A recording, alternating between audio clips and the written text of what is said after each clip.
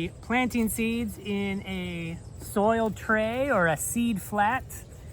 And we're gonna be taking our seeds here from a garden store, planting them in the flat. So here we have some potting soil. This is old stuff, and if you have a lot of rotation, it's a good idea to hang on to your old potting soil. We like to lay it out in the sun so that the sun can kill off any bacteria, fungal spores that are in there. Get it nice and dry and ready to be reused.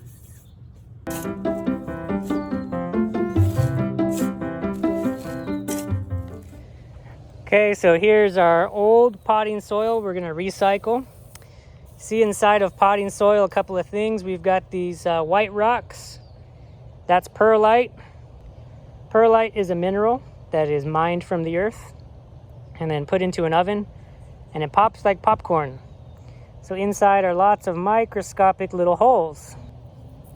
You can crush it back up and you can see how filled with air it actually is. This is dry. We're going to want to get this wet and nice and moist all throughout. And we want to get it nice and even.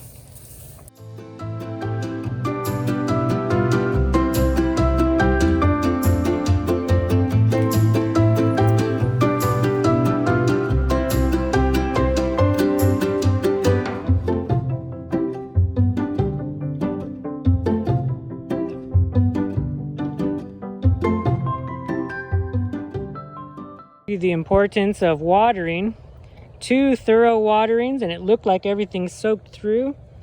But if we break the surface, notice the water actually only goes in a little ways. We need this whole thing to become nice and mixed.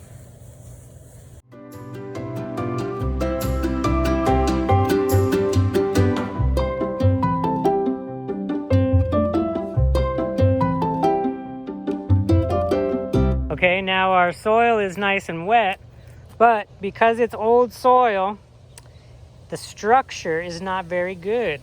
It's compacted a little bit, and take a look as I put my fingers down in there. See how it kind of hangs on to its shape? It feels really thick to me.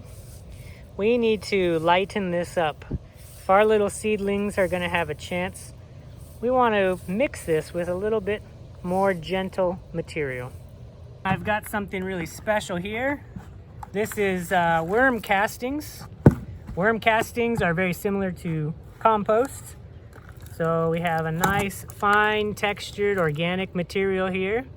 And the difference is the worms add much more nutrients, and they create a product that holds more moisture and has a much finer texture. Okay, now we're looking a lot better. The texture is much more fine. It still is a little bit wet and soupy. A little sticky. We have a little worm there. He'll be okay. We need to add one more thing to improve this texture. The next thing we're gonna add is some coconut fiber. This is from the shell of the coconut, the hairy shell of the coconut. And this is commonly referred to as coir, C-O-I-R, coconut coir. And it's very similar to peat moss, which is a very common amendment in potting soil. Although this is much more renewable because coconuts grow a lot faster than the peat bogs of Ireland and Scotland.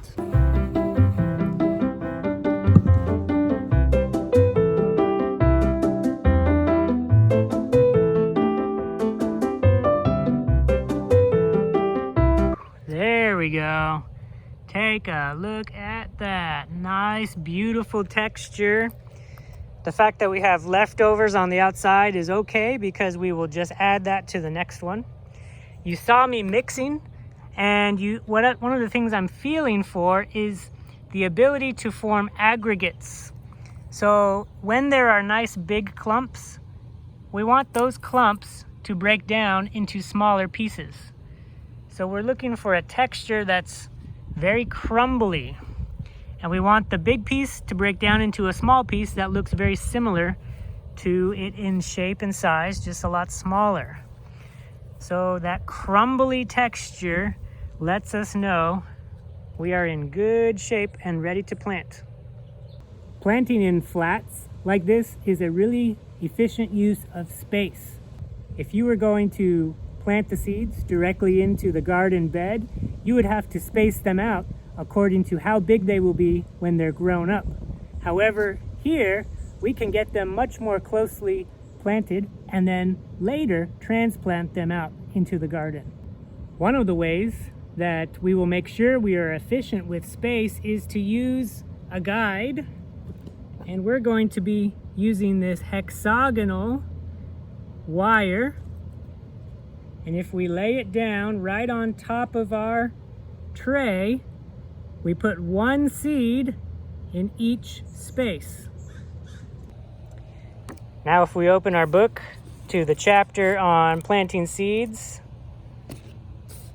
we have a nice little diagram here and a very simple explanation. A seed is planted at a depth equal to its thickness. So if it's very thick, you plant it deeper. If it's very thin, you plant it shallower. We have a bunch of options of what we're going to put in here, and we may put more than one type of vegetable here. First thing we'll plant is cayenne pepper. Long, thin cayenne, hot and spicy. So normally this would be in the heat of summer, but we're going to see what it's like for our winter time. On the back of the seed packet, we have lots of different things. Information, how many days until the seed germinates? 10 to 12. So after 12 days, we should see things popping up. How many days to harvest? 72. How deep do you plant it? 1/4 of an inch. The spacing in the row, 2.5 feet or 18 inches. And then preserved by pickling, canning, freezing, drying. This little map shows us some weather zones, and if we're in the green, we can plant between December and March. And here it's showing sow seeds outdoors 8 weeks, and then you thin, which means you pull out the ones you don't want, to every 18 inches. So we're going to be more efficient than that. We are going to throw these seeds in a flat and then put them in a hot place and see if we can grow outside of the season.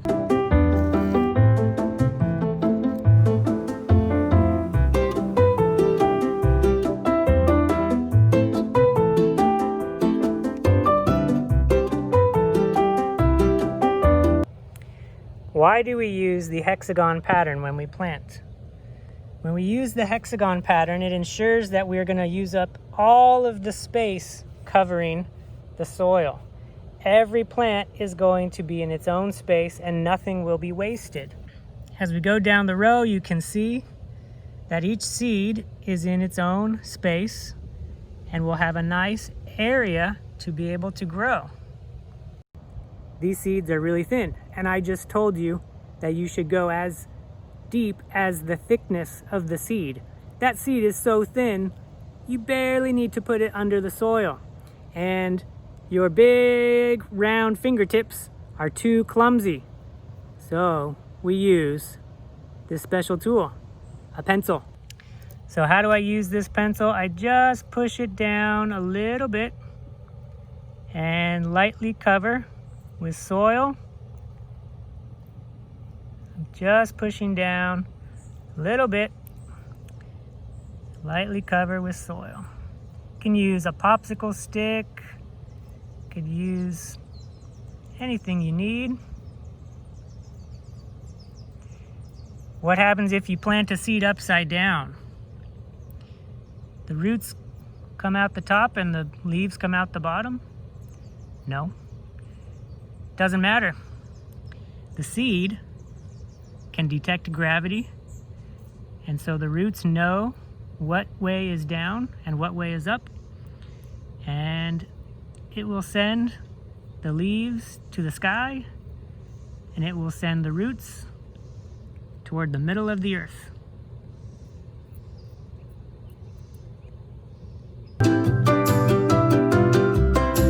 Okay, now the most important step, we put some seeds in here and we can't forget about them. So we need to write down what it is that we put.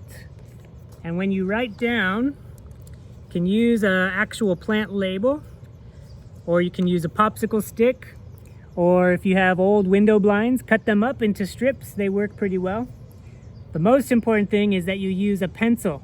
This is sunproof and waterproof.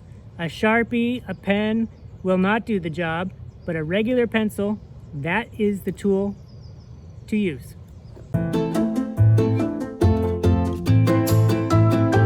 At bare minimum, put the date and put what it is. If there's a special cultivar or a certain variety, you can put that as well. Make sure you write on the end that will not be going down in the soil, because there's no point writing down here because that's going to get covered up. Now we take our label and we put it in right by that row. You could squeeze an awful lot of plants in a single flat if you're careful and precise and make sure you keep everything labeled. Let's go take it to the greenhouse.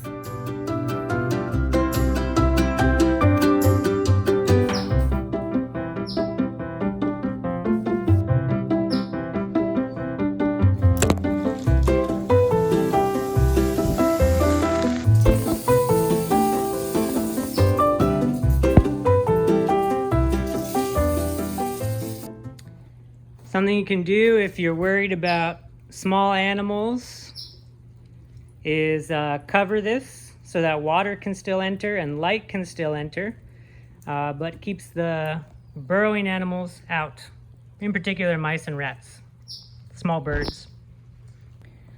Okay, here we are 2 weeks later. Let's see what we've got going on in 2 weeks' time. And we can see sprouts. Things are coming up. They haven't been out for long because mainly we see only a few leaves. The first thing that comes out is 2 leaves here. It's our dicot seeds. And then the next thing that comes out is the first set of true leaves. And we can see here a tomato putting on its first set of real leaves. So we have good germination, but notice how spindly these are and weak. These need a little bit more airflow. So I'm going to get a fan and see if I can blow some air on these to encourage good, healthy stem development. You can even brush these to help encourage sturdy stem growth. I also see that this is a bit overwatered, so I've reduced my water in half, and we're going to let these dry out just a bit more.